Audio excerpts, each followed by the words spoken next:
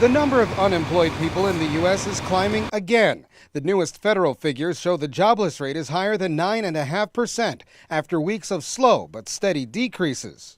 Well, I guess if inflation goes up, I end up paying more for things.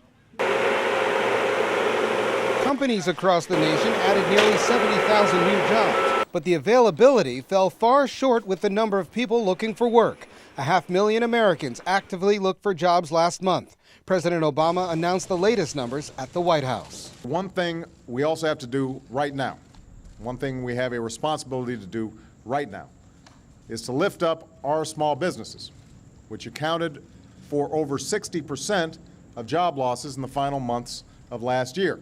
The latest jobs report is a bitter pill for the White House to swallow because it indicates just how much trouble the U.S. economy is actually in.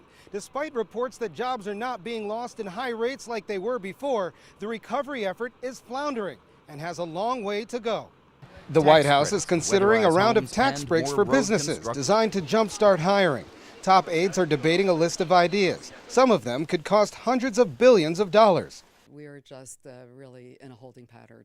The economy is not getting better as far as the job market is concerned, and we're just barely keeping our nose above water. Experts say new policies are needed. I don't think that we can call the Democrats or the president.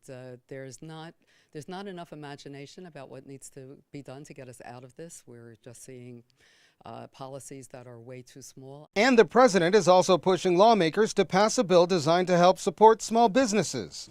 This piece of legislation is good for workers, it's good for small business people, it's good for our economy. But President Obama faces timid lawmakers who face re-election in November and are worried about a growing federal deficit.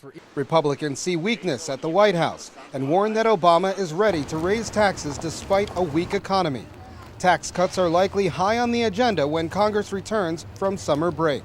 Colin Campbell, the White House.